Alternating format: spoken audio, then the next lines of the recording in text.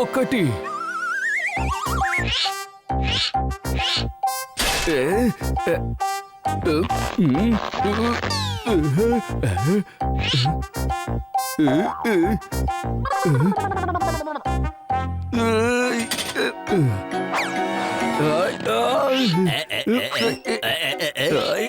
రెండు. మీకేమనిపిస్తోంది? వాడు ఒట్టి చిలక, మనమేమో పెద్ద పెద్ద పక్షులం. మన బాడీ వాడికి వస్తుందా? ఇలా చూడు, బంగ్లీ బాసు మనకంటే బలవంతుడని అనుకుంటున్నాడు. అదంతా వాడి ఊహాగానమే. ఇలా చూడండి, నా వెయిట్ లిఫ్టింగ్ వెయిట్ కనిపించట్లేదు. ఏమంటున్నావు? నీ వెయిట్ లిఫ్టింగ్ గల వెయిట్ అక్కడుంది చూడు. మీరు ఇలా అరిశారంటే ఈ పొర మాత్రమే కాదు, యువతల పొర కూడా చిరిగిపోతుంది. మీరిద్దరూ ప్రశాంతంగా ఉండండి. వాడి దగ్గర మనం లాక్కోవద్దు, మాట్లాడి తీసుకుందాం. వెయిట్ వెయిట్ వెయిట్, వాడి దగ్గర నుంచి వెయిట్ తీసుకోబోతున్నాం. అందరికి చెప్పండి. అన్నయ్య, ఎవరైనా ఇంత బరువు మోస్తారా చెప్పండి.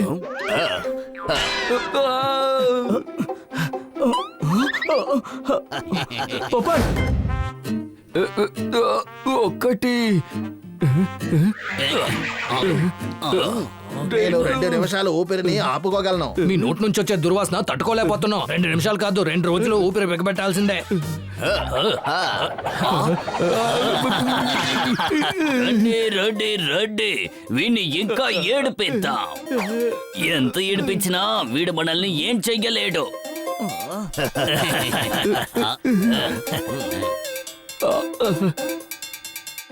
ఇలా చూడు పొప్పట్, వాళ్ళు ఏం సీన్ చేశారో మాతో చెప్పు. లేదు లేదు, నువ్వు సీన్ చెప్పొద్దు. నువ్వు సినిమా పేరు మాత్రం చెప్పు, మేము వెళ్ళి చూసుకుంటాం. నువ్వు సీన్ చెప్తే మాకు సినిమా చూసేటప్పుడు ఫీల్ అయిపోతుంది. రండి ఫ్రెండ్స్, మనం ఇంటికి వెళ్ళిపోదాం. ఈ రోజు వర్కౌట్ చేసింది చాలు, రేపు చూసుకుందాం. రండి వెళ్దాం.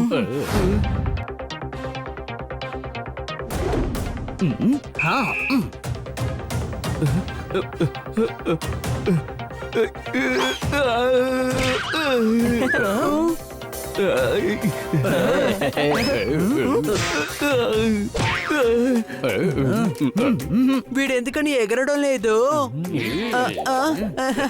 ఇందులో ఏమి తప్పు లేదు, తను కష్టపడి ఎక్సర్సైజ్ చేస్తున్నాడు కదా.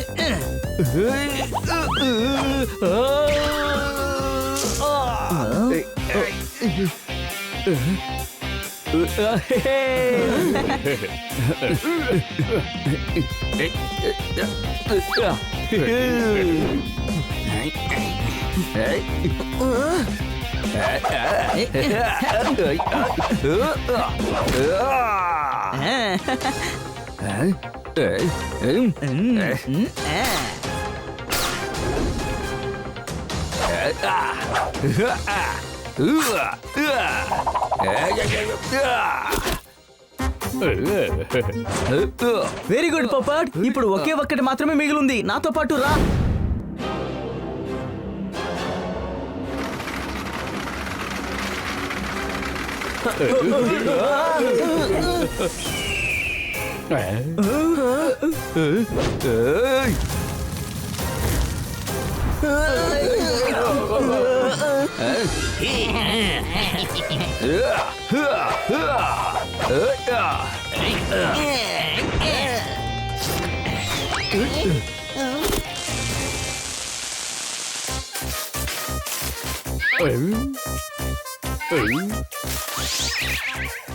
ఇప్పుడు మన పొప్పేట ఫుల్లుగా రెడీ అయ్యాడు.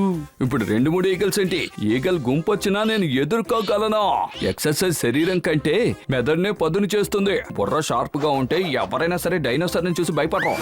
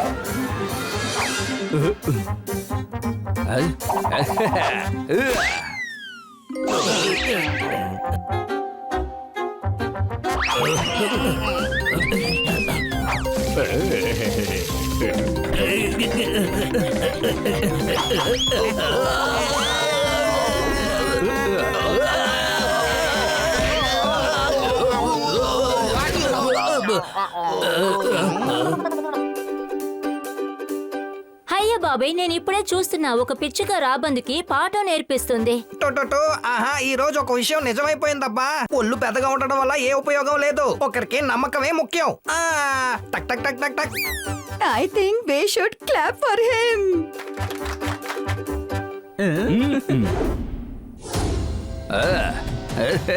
ఇలా చూడండి ఫ్రెండ్స్, వీళ్ళ ముందు మన పరువు బజారుకు వచ్చింది. నన్ను అడిగితే మర్యాదగా క్షమాపణ అడిగి ఇక్కడ నుంచి తప్పుకుందాం.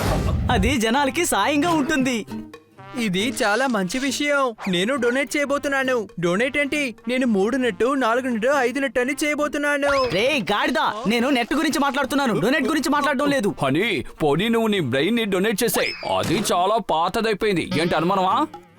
కానీ మనం డొనేట్ చేసే వస్తువులు జనాలకి కొంచెం యూస్ఫుల్ గా ఉండాలయ్యా. సరే సరే, ఆ బాక్స్ తీసి బయట పెట్టవయ్యా. అరే, నేను డాగీని ట్రైన్ పోటాను కాదు. ఎంత సామాన్ నా మీద పెట్టేశారే, నేనేం చేయాలి?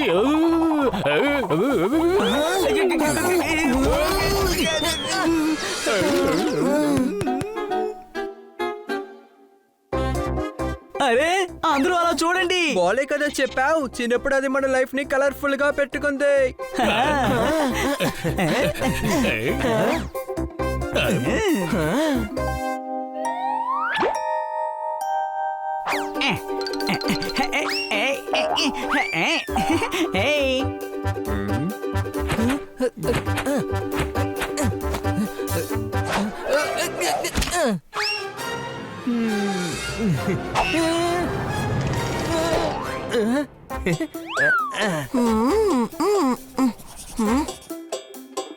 తిను తిను, నువ్వు ఒక టెన్నిస్ బాల్ లా ఉండేవాడివి. నీకు బాగా ఫుడ్ పెట్టి పెట్టి నేను ఫుట్బాల్ చేసేసాను.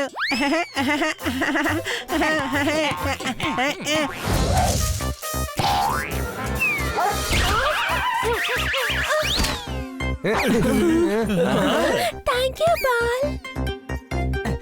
ఎలాగో ఈ రోజు నువ్వు తప్పించుకున్నావు.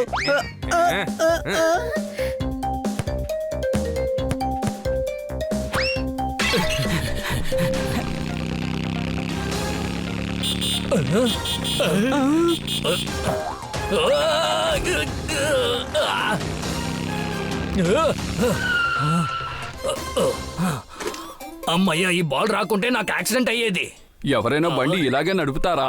మీరు నడిచెళ్లాలన్నా కూడా లైసెన్స్ తీసుకోవాలి. ఏంటి అనుమానమా? లేదు లేదు, ముందు నువ్వు ఇతనితోనే మాట్లాడుకో. ఆ తర్వాత ఇంటికి వెళ్ళి వీళ్ళ అమ్మతో కూడా కంప్లైంట్ చెయ్యి. బోలోని మనం రేపు కూడా పట్టుకోవచ్చు. ఏమంటావమ్మా?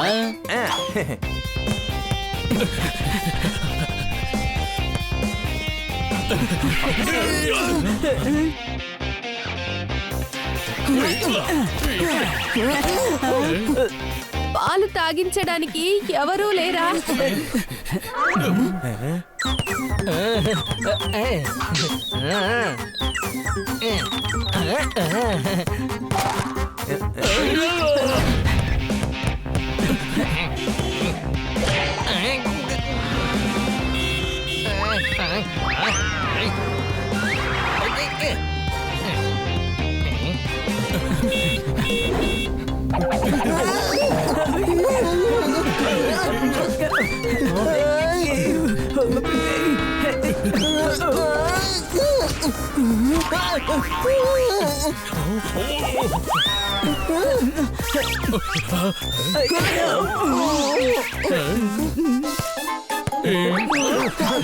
ఇది ఆగడం లేదే. చిన్న వయసులో ఉన్నప్పుడు బొలుతోటే ఆడుకునే వాళ్ళం, కానీ ఇప్పుడు చివరికి ఇలా అయిందే. గెట్ సెట్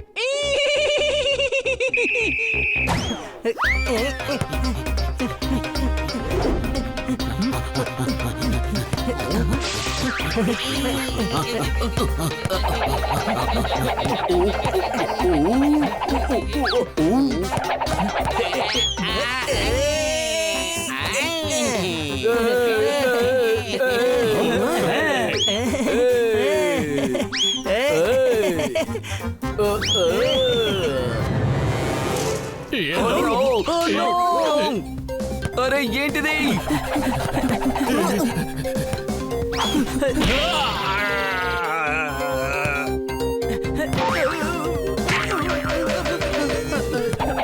కానీ బోలు చేసిందే కరెక్ట్ కదా. మన 200 గ్రాములు వెయిట్ తగ్గించడానికి డైటింగ్.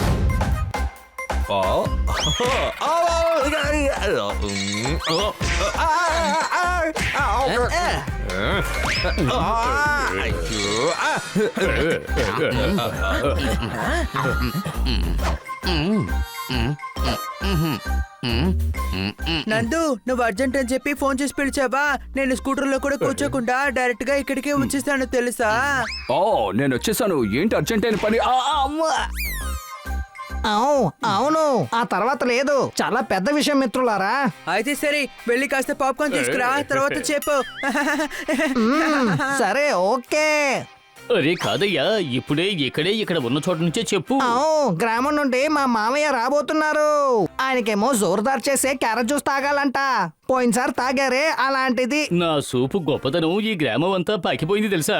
క్యారెట్ సూపుని ఖచ్చితంగా నేను చేసి పెడతాను. అయినా ఇందులో పెద్ద విషయం ఏముంది? ఇది అర్జెంట్ ఏమీ కాదుగా. మామయ్య ఇంకో 2 గంటల్లో గ్రామం నుండి ఇక్కడికి వచ్చేస్తారు. ఆయన ప్రయాణం చాలా పెద్దదే. ఇలా చూడు జోర్దార్, మా మామయ్య వచ్చేలోపు నువ్వు వేడిగా సూప్ తయారు చేసి ఉంచు. లేదంటే నీకు బాగా తెలుసుగా మా మామయ్య మైండ్ వేడెక్కిపోతుంది. అలా గనక మా మామయ్య మైండ్ వేడెక్కిందంటే ఆయన మాట ఆయనే అసలు వినరు. నువ్వు అంత మొండికేస్తున్నావా? లేదు, హెడ్ ఫోన్ వేసుకుని పాటలు వింటారు కదా, అందువల్ల ఎవరు చెప్పేది ఆయన వినరు.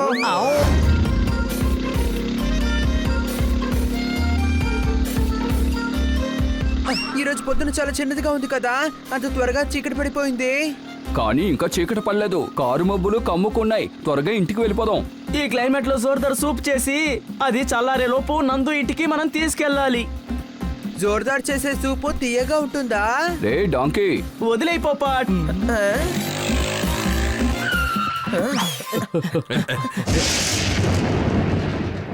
ఆకాశం ఇలా ఉందంటే 3 సంవత్సరాల్లో పడే వర్షం ఒకే రోజులో పడేలా ఉంది. వర్షం పడ్డానికి ముందు ఈ సూప్ ని నందు ఇంటికి చేర్చాలి. అవును జోర్దార్, త్వరగా బండి నడుపు.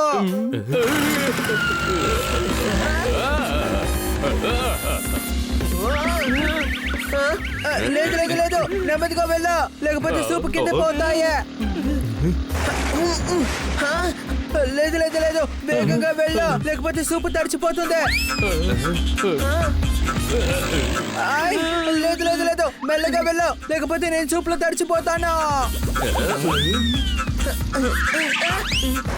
ఒక పని చెయ్యి, నువ్వు ఏం చేయాలో ఆలోచించు, ఎందుకంటే షేరింగ్ నీ చేతులని కదా ఉందే.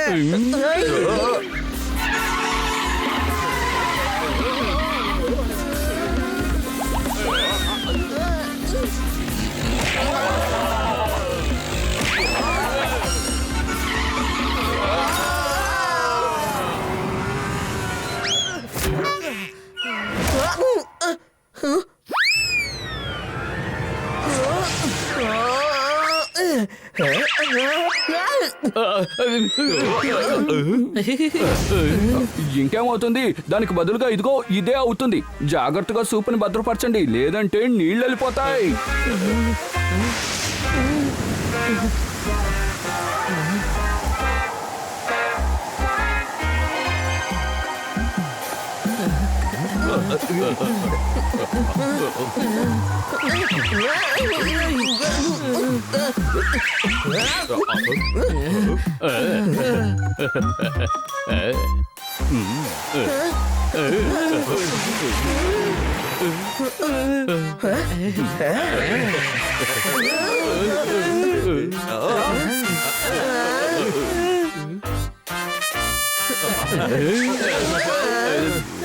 నకిలీ మిత్రుడు ఓపెన్ క్లైమేట్ ఎప్పుడైనా మారచ్చు.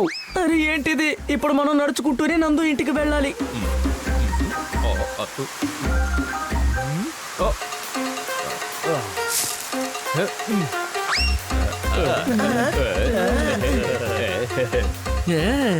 పర్ఫెక్ట్, అద్భుతం. నీ చిన్న బుర్రలో చాలా తెలివితేటలు ఉన్నాయి. నువ్వు మహాజ్ఞానివే.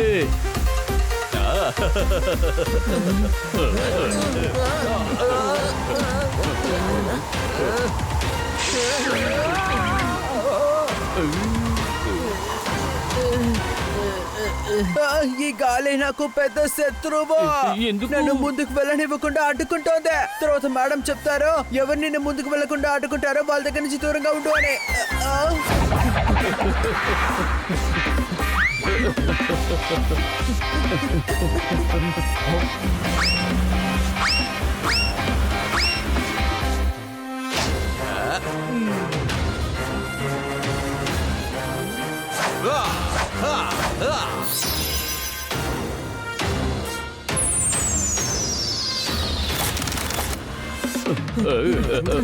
ఇంకా నయ్యం, నీ రెక్కల వల్ల ఆ సూపు తప్పించుకుంది. నువ్వు మహాజ్ఞానివే.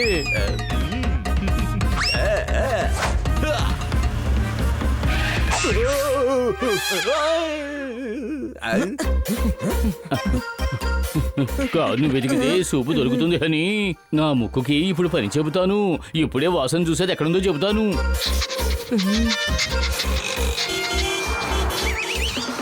యూటర్న్ తీసుకోండి, U turn.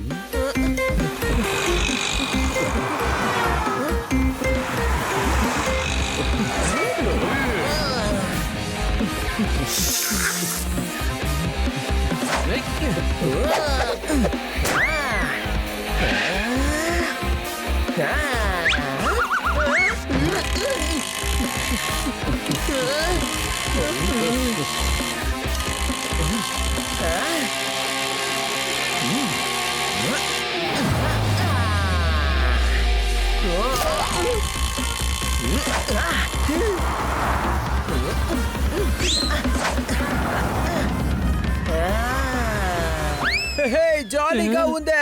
Once more, once more. అందరూ ఆ స్తంభం పైకి ఎక్కండి.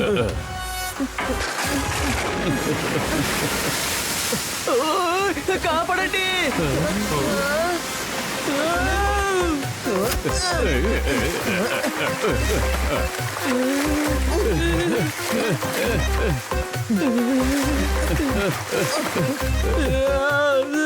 భలే, ఈ సూపు మళ్ళీ దొరికినందుకు సంతోషం.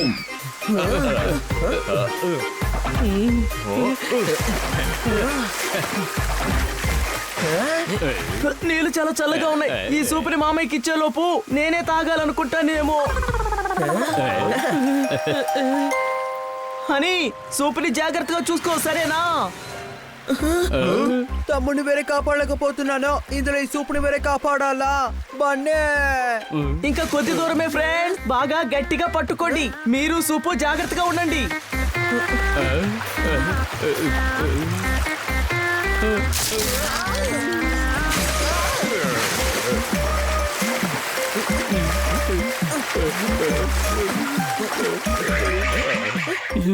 ఎలాగైతే మనం నందు ఇంటికి వచ్చేసాం.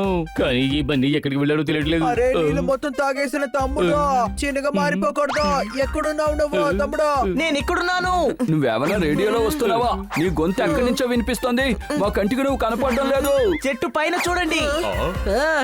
నేను మీ నుండి వేరుగా వెళ్లి సీవర్ పైపును ఓపెన్ చేశాను. అందుకని నీరంతా అందులోకి వెళ్ళిపోయింది. ఏమంటున్నావు తమ్ముడు?